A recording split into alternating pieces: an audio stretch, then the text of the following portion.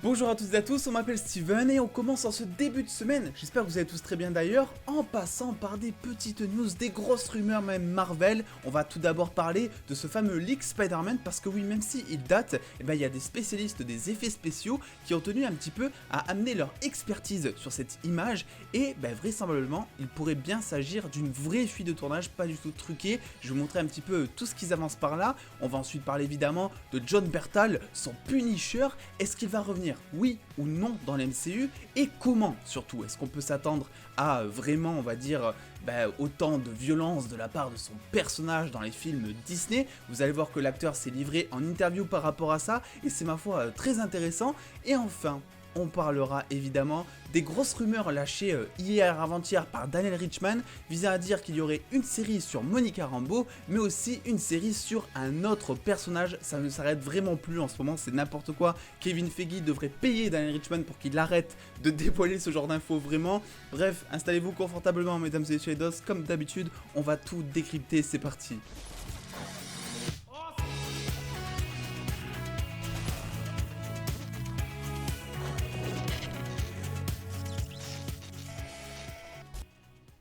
Et on va commencer de suite avec évidemment WandaVision, ou en plus de ça on va dire plutôt ses dérivés, parce que rappelez-vous, je vous partageais il y a de ça maintenant 2 jours ce week-end que effectivement c'était officiel, il y aurait une série donc centrée sur Agatha Harkness en cours de préparation pour Disney+, c'est Variety puis Deadline qui ont rapporté tout ça, donc c'est purement de l'officiel pour le coup. Et aujourd'hui je vais vous dire tout simplement qu'il y aurait une série autour de Monica Rambeau.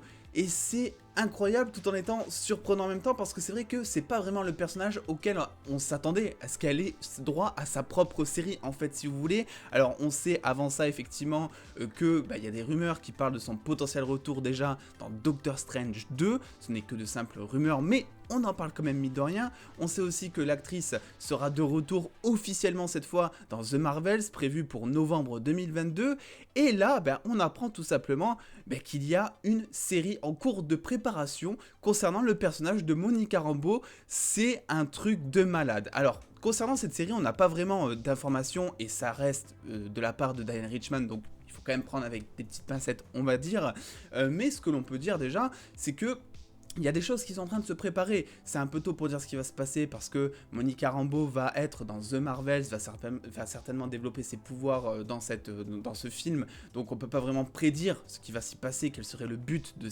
les enjeux de cette série principale centrée sur son personnage. Mais par contre, on sait une chose, c'est que je sais pas si vous avez vu, mais effectivement, il y a des Skrulls qui volent un petit peu autour de ce personnage. On l'a vu notamment dans WandaVision, à la fin de WandaVision, vu que elle était appelée par les Skrulls, elle était même invitée à aller dans l'espace, rappelez-vous, potentiellement d'ailleurs la base spatiale où se trouvait Nick Fury dans la scène post-crédit de Spider-Man Far From Home justement. Et on sait aussi que en 2022, il y a une série qui arrive, et c'est quand même Secret Invasion, donc avec le retour justement de Nick Fury, officiellement casté pour la série, mais aussi le retour des Skrulls, vu que le Secret Invasion raconte l'invasion des Skrulls sur la Terre en gros du gros. Donc je pense que effectivement tout ça va faire lien avec The Marvels, qui arrive lui en novembre 2022, et on n'est pas à l'abri non plus d'avoir des Skrulls qui arrivent dans The Marvels, vu que tout simplement c'est avec Captain Marvel de base, donc le premier film, vu que The Marvels et Captain Marvel 2 c'est la même chose, c'est comme ça qu'ils ont introduit les Skrulls de base dans le MCU avec le film Captain Marvel. Donc c'est sûr et certain pour moi, ce personnage va un petit peu divaguer autour des Skrulls, on n'est pas non plus à l'abri, je me dis, de la voir apparaître dans notamment Armor Wars ou d'autres séries un petit peu dérivées comme ça, peut-être sous forme de caméo. Mais ce qui est sûr, c'est que je suis plutôt assez confiant sur le fait de dire que Monica Rambeau va avoir droit à ces petits bonhommes verts autour de sa série, ce qui va permettre du coup de la développer. Et du coup, on passe à la news suivante, parce que concernant le développement de personnages, il n'y a vraiment pas que elle, à notre plus grande surprise, qui va être développée, vu que là aussi c'est toujours évidemment sous terme de rumeurs de la part de Daniel Richtman, mais effectivement il y aurait une série autour de la sœur de Shang-Chi en cours de préparation, donc Xialing, si je le prononce bien, parce que j'ai un problème avec les prénoms asiatiques. On m'a dit que c'était Xialing, ça se disait pas Xialing, je sais pas, donc je vais l'appeler la sœur de Shang-Chi durant toute la vidéo, d'accord? Alors petite alerte spoiler, voilà, si vous n'avez pas vu Shang-Chi, quittez la vidéo ou passez au chapitre d'après sur la barre de progression YouTube.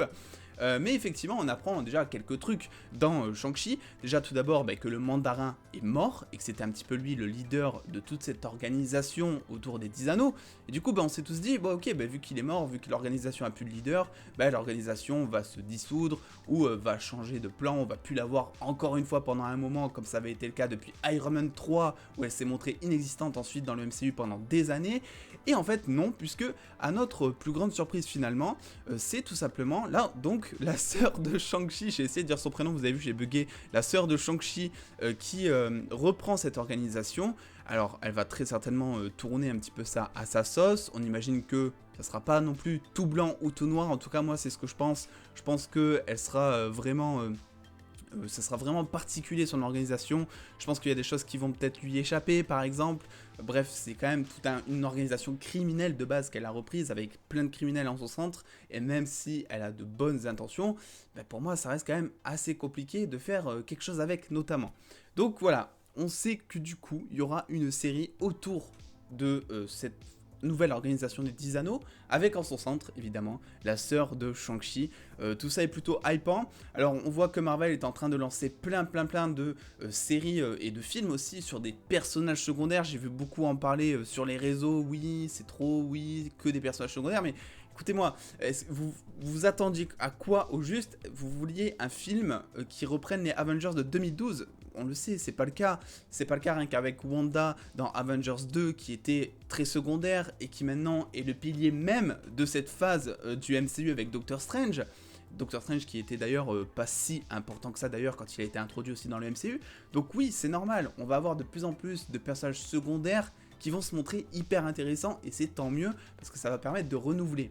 Et justement en parlant de ça, rappelez-vous, je vous avais rapporté il y a quelques semaines maintenant, de la part de Danny Richman et de la part aussi d'autres sources qui avaient rapporté ça, que effectivement il y aurait en cours de développement actuellement 9 projets qui n'étaient pas officiellement annoncés. Ça veut dire que à l'heure actuelle, Marvel Studios, ils ont en tête 9 séries ou 9 films, tout mélangé on ne sait pas, qui vont susceptiblement apparaître très bientôt et qui n'ont pas encore été annoncés officiellement. Parmi elles, du coup, on peut quand même retrouver Echo, pas officiellement annoncé, mais qui va arriver, c'est sûr et certain maintenant. Une série spin-off sur le Wakanda, dont on n'a pas vraiment beaucoup de détails mine de rien. La fameuse série sur Agatha Harkness, et là je vous invite à aller voir ma vidéo si vous voulez un petit peu plus de détails concernant ce personnage, concernant la série, parce qu'il y en a quelques-uns.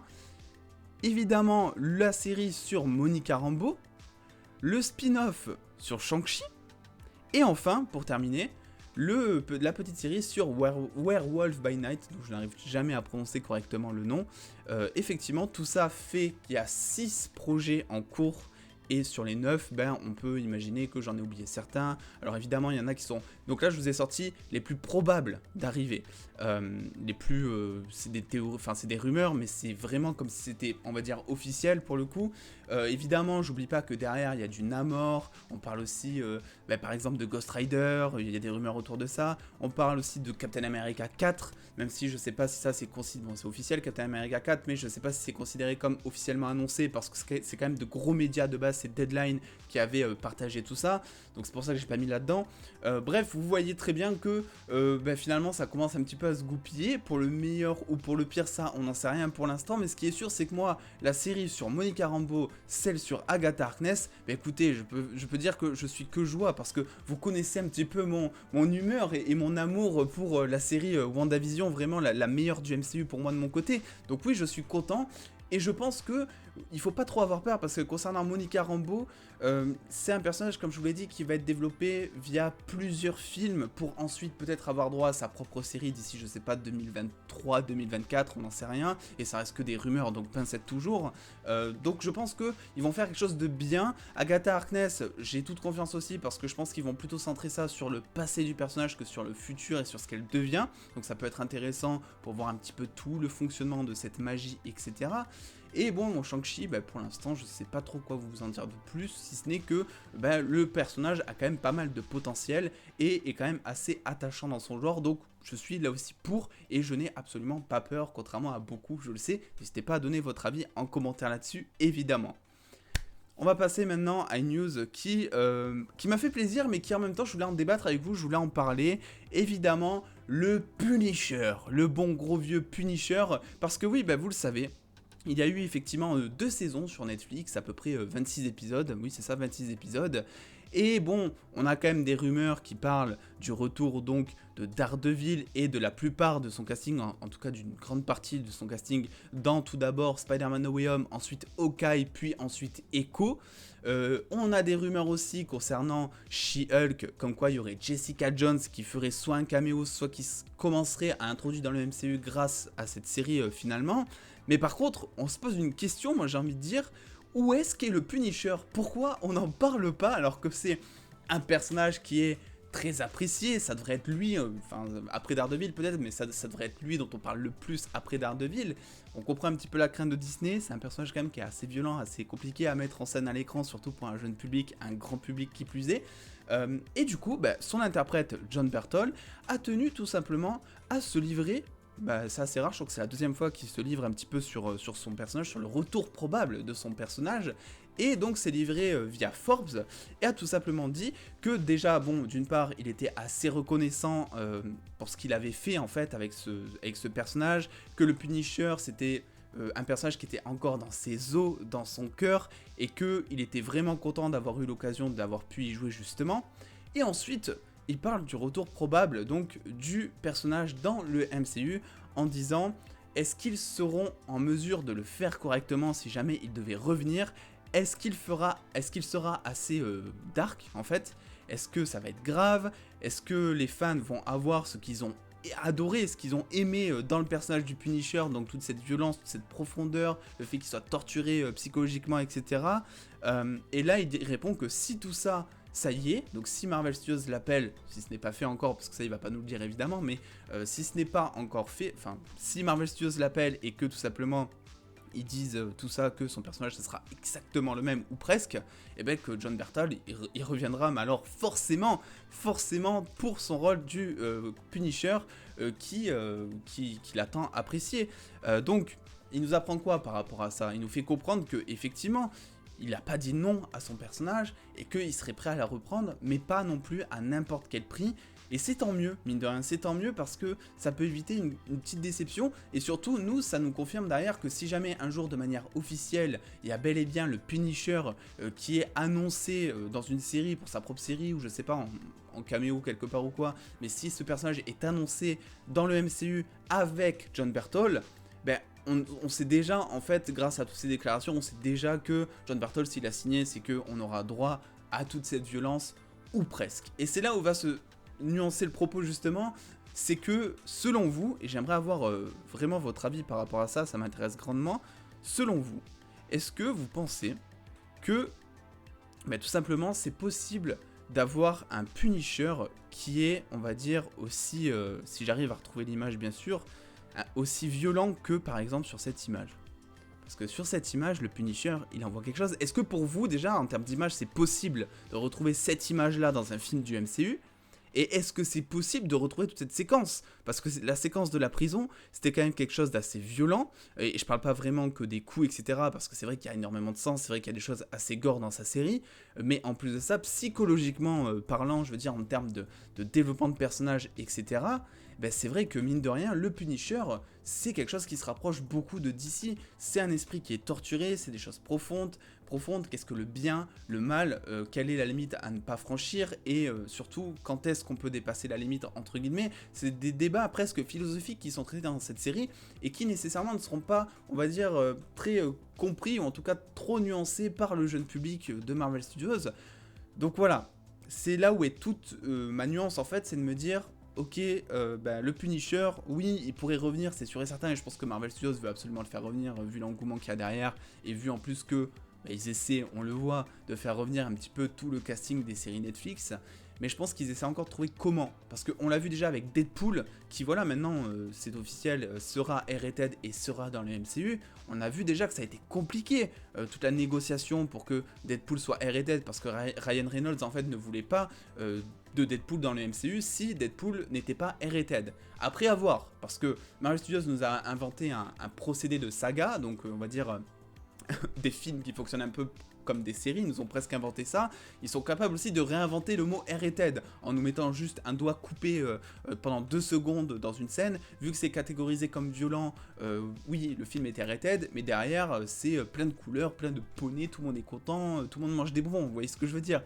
Donc quand même si c'est confirmé comme étant R-rated, Deadpool ou même d'autres films, je pense aussi à Moon Knight ou à Blade, des personnages qui de base sont ultra violents, dont on ne sait pas grand chose à l'heure actuelle encore, si vraiment ça va reprendre l'essence même des comics, des personnages, je pense qu'il faut quand même se méfier à ce niveau-là, tant qu'on n'a pas vu le film. Moi personnellement, tant que je n'ai pas vu un Moon Knight ou un Blade, comment est-ce qu'ils ont réussi à l'adapter et à faire un bon mélange entre satisfaire le grand public et prendre l'essence du personnage et la ramener, ben pour l'instant j'y crois pas trop, honnêtement. Le Punisher, franchement, je vous le dis, cette image, moi j'y crois zéro de le revoir comme ça un jour dans le MCU, pour l'instant en tout cas, même si bah évidemment je demande que ça. Bref. Une chose aussi dont on demande énormément de choses, mine de rien, et dont vous me demandez pas mal de choses, c'est Spider-Man No Way Home, parce que je n'en ai pas trop parlé, j'ai laissé un peu la news se reposer, et puis même sur la chaîne ça a fait du bien, une petite pause de Spider-Man No Way Home, mine de rien, mais effectivement, ces derniers temps, je sais pas si vous l'avez vu, je vous en avais déjà parlé même par le passé, c'est tout simplement ce fameux leak de Spider-Man No Way Home qui a fuité. Et c'est vrai qu'il y a eu pas mal de débats par rapport à ça. Est-ce que c'est un véritable leak? Est-ce que c'est faux? Qu'est-ce qui se passe en fait avec ça? Et certains ont crié au deepfake et certains ont dit que cette image était fake. Écoutez, j'ai envie de dire, pour notre plus grand plaisir aujourd'hui, il y a des experts en effets spéciaux sur YouTube, Sam et Nico, qui font des vidéos un petit peu sur les coulisses, sur le fonctionnement des effets spéciaux de manière assez technique, tout en vulgarisant les choses pour que tout le monde puisse comprendre. Ils ont analysé en fait cette image et ils en ont découlé certaines choses qui, selon moi, sont assez intéressantes mine de rien. Alors, vous allez voir que déjà, c'est vrai que on a eu beaucoup de débats par rapport à ça, et je me suis dit, bon, est-ce qu'il serait pas temps finalement de faire avancer le schmilblick, comme on dit. Donc cette image, entre guillemets, on peut voir que de base elle est assez normale, entre guillemets, sauf que, donc là je vais vulgariser un petit peu et je vais résumer évidemment tout ce qu'ils ont dit, on voit déjà que ici il y a une ombre. Donc déjà c'est une notion de réalisme, et quand tu fais du deepfake, c'est pas nécessairement quelque chose qui est présent, en tout cas de base. Après évidemment tu peux photoshopper le truc derrière pour rajouter une ombre, etc. Mais dans la vidéo, parce que là c'est juste l'image de la vidéo, il y a la vidéo qui a fuité, dans la vidéo on voit bel et bien que l'ombre elle bouge, on voit bel et bien aussi que au niveau des cordes vocales ça bouge, alors que le deepfake c'est uniquement, oula la fatigue, au niveau du visage et pas au niveau du cou par exemple. Donc ça c'est une preuve de réalisme d'après eux. On voit aussi au niveau des yeux la lumière qui se reflète, ce qui n'est pas nécessairement le cas dans un deepfake aussi. On voit que au niveau du décor, la lumière suit aussi la même logique que les reflets sur le costume ou encore que les yeux, ce qui signifie que d'après eux ça a été tourné avec déjà une véritable caméra et aussi avec une vraie source de lumière et un vrai décor. Donc ça signifie, on va dire, que l'image que l'on voit n'est pas du tout fake ou n'est pas montée. Et enfin, ils nous disent, par rapport aux cheveux, que ce n'est absolument pas la même coupe de cheveux que les précédents Spider-Man. Donc par exemple, quand on veut faire un deepfake, vous savez, on prend, si vous voulez, une image qui existe déjà de l'acteur, on mélange plusieurs images entre elles pour en faire une image parfaite et la poser devant un autre visage, parce que ça consiste en ça consiste à remplacer en fait une image par une autre de manière assez réaliste.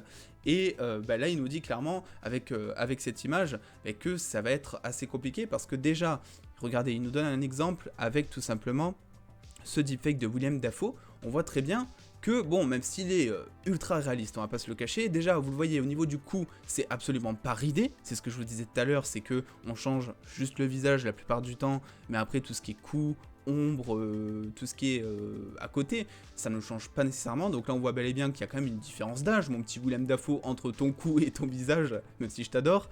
Et au niveau des cheveux surtout, on voit bel et bien que c'est détouré de manière assez cracra.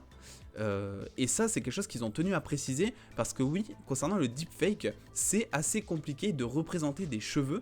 Et du coup, c'est vrai que quand on voit ça, en sachant qu'il a jamais trop eu cette coupe de cheveux, bah, on peut pas se dire qu'en fait ils ont modélisé des cheveux en 3D et qu'ils ont fait ça avec un deepfake, etc. Donc, selon eux toujours, et je vous invite à aller voir leurs vidéos parce que là je suis en train vraiment de tout vulgariser, de tout résumer, etc. C'est surtout pour vous rajouter, si je vous dis ça, la plus-value, de vous dire que ces deux experts en effets spéciaux sont plutôt convaincus que cette image, en fait, est réelle et qu'il ne s'agit absolument pas d'un fake à ce niveau-là. Évidemment, ils soulignent le fait que derrière, en conclusion de vidéo, ils pourront jamais vraiment être sûrs à 300% que cette image n'est pas fake ou que cette image est réelle. Évidemment, il y a toujours une part de doute, vous le savez, mais c'est vrai que entre les analystes Twitter qui ont dit à peu près la même chose, le fait que eux, qui sont assez reconnus dans le milieu, pensent aussi que cette photo, cette vidéo n'est totalement pas fake, et le fait que, comme moi je le dis depuis le début, en fait, j'ai l'impression que c'est pas fake à cause juste des reflets de lumière. Vous voyez, moi j'avais pas pensé aux cheveux, etc. J'avais juste pensé aux reflets de lumière. Et c'est vrai que tout ça, tu te dis, bon, en fait, oui, c'est potentiellement une grosse fuite de tournage qu'il y a là. Et je vais pas parler des leaks audio qui se sont déroulés, tout ça, parce que ça pour moi c'est totalement fake. Si vous avez entendu des leaks audio de cette scène, honnêtement j'y crois pas trop. Voilà, je tenais juste à tenir un petit mot par rapport à ça, parce que beaucoup me l'ont envoyé et c'est vrai que j'ai pas forcément réagi, alors que bon, j'aurais pu, mais bon, je voyais pas trop l'intérêt au final, si vous voulez. Bref, voilà, c'est tout un petit peu pour cette petite vidéo, grosse vidéo même. J'avais pas mal de choses à dire, notamment concernant le Punisher, etc. C'est vrai que moi c'est quelque chose qui me hype énormément, le fait de le revoir. Après, est-ce qu'on pourrait le revoir dans cet état de badassitude? Je suis pas trop sûr de ça, honnêtement. Monica Rambeau, évidemment, qui va être incroyable, qui est incroyable et qui va être incroyable dans le futur du MCU. Est-ce qu'elle aurait droit du coup à sa propre série? C'est quelque chose qu'on peut se demander. Moi je pense qu'elle aurait totalement sa place, honnêtement, pour être honnête, dans sa propre série. Je pense que c'est un personnage assez attachant et assez complexe, mine de rien, de par sa famille, son passé et aussi ses pouvoirs. Mais je pense qu'il y a vraiment du gros potentiel autour de son personnage, donc voilà, n'hésitez pas à me donner votre avis. Et puis voilà, on se dit, du coup les dos, à demain, s'il n'y a pas de breaking news qui arrive, parce que maintenant que j'ai changé un petit peu de format de vidéo, ça me permet de gagner beaucoup plus de temps et de réagir beaucoup plus vite, si jamais, tout simplement, il y a quelque chose qui tombe, et comme ça je vous sors la vidéo directe. Donc à demain s'il n'y a pas de breaking news, pensez à lâcher le petit pouce bleu évidemment si cette vidéo vous a plu, et à venir me suivre juste ici là sur les réseaux sociaux pour avoir beaucoup plus de news en exclusivité et en avance. Il y a un petit concours qui arrive, je pense la semaine prochaine, je dis ça, je dis rien. Et en attendant les dos, prenez soin de vous, faites-vous bien kiffer. Des bisous les dos.